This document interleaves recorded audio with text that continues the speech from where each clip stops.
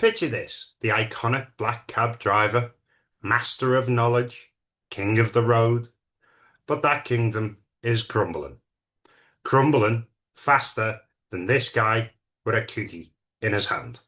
Once the untouchables is now the expendables. Left behind in a world that's moving on without them. The old school honour and unspoken rules, gone. The next clip will show you drivers arguing, rank beefs, online clashes. Honestly, it's like watching a family sit down who all hate each other for a meal just to get the mum's favourite pudding and then arguing over the last spoon of custard. It's hard to kind of keep going being a cab driver right now, you know, it's not easy. Cost of living's gone up, so we definitely need a rise. It's never ever going to be big enough. People say that us cab drivers are a dinosaur breed. I don't think it's been all that busy out tonight, but I'm back on the liver, right? I was on here about 10 minutes ago, and I'm about 6th or 7th in the queue. And the front cab has got two young girls there, and he's broomed them, right? So they've got the cab behind, and he's broomed them. So then they start walking off. So I ask them, where are you going? And they want the Saints Hotel, Aldgate High Street, right? So he don't want to take them because it ain't far enough.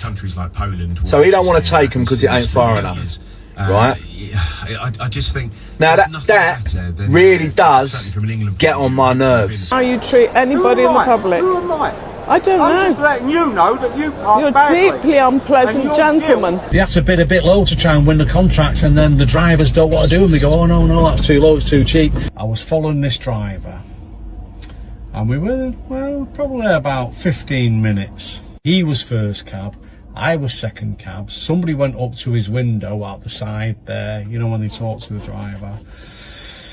And he never got in the cab, so I'm on alert straight away, and he comes to my window and he says to me, is your card reader working? I said, yeah, it is. He said, will you take me to King Street? I said, yeah, I will. But before I do, did that driver ask you where you was going before he told you his card reader was broke? He said, yeah, he did. Anyway, he gets in and the driver comes up to me and says, my machine's broke. I said, yeah, well, is it only broke on the short journeys? He went, no, it's broke. And I've lodged a formal complaint against that driver. It's your money. You do not have to get in with this guy. You can go in any taxi you want. And this is another thing that I've been criticised for. Apparently it's against the code of conduct of as a cab driver. Like, I broke the code by saying how much we earn per hour a few times, you know, and I've explained it and showed it. I'm not going to stop doing that. This hasn't just happened this week, this month, this year. Since 2012, when Uber was granted a licence, we've been on the back foot. Well, this all started the massive decline when COVID hit. Licensed cabs dropped from 18.5k in April 2020 to just 13.5 in April 2021, with the older Euro 5 diesels reached the end of their life. The ULEZ forced compliance and costs of the new EVs kept many people away. Now, fast forward to 2025. Licensed black cab vehicles have fallen from 22.8 in 2013 to 14.5 in early 2025.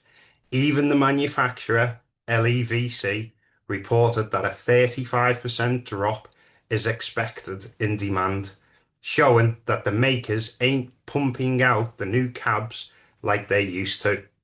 Private hire vehicles, however, have shot through the roof to 89.6 today. The competition is brutal, and it doesn't help that the councils are holding on to the knowledge test, the scarred relic of the London streets. Memorising streets, roads, kebab shops, and for what? Google Maps, Waze, Chat, GPT, all real-time tracked by orbiting satellites, all do route planning instantly and avoid traffic jams and get you moving faster.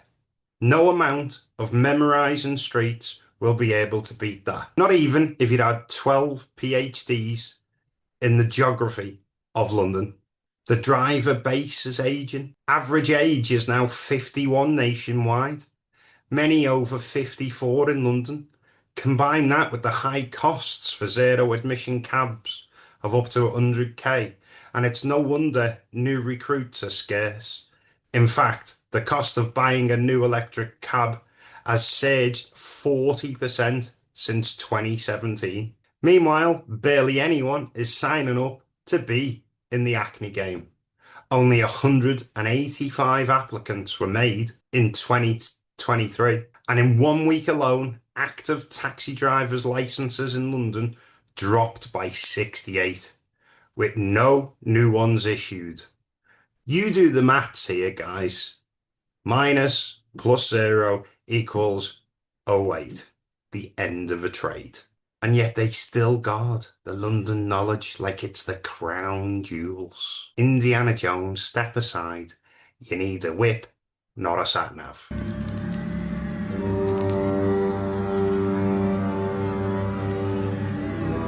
Trade insiders have called this Black October, not because numbers are down, but because shifts are fewer, costs are up, older drivers retiring, new recruits are scarce, and the traders losing school contracts to private hire bases, all undercutting each other in a race to the bottom, where all of them are tripping over Lego bricks. Zero admission cabs, training, the knowledge, all stacked against newcomers. Don't forget the cost now is around 80k just for the cab. Add to that years of studying with absolutely no guarantee of work. Why would anyone bother when there's faster, easier, flexible work out there? Even local-based private hires have adapted to the future with apps. I'm starting to think waiting an Asda on the ranks or the airport on the ranks is just an urban legend now.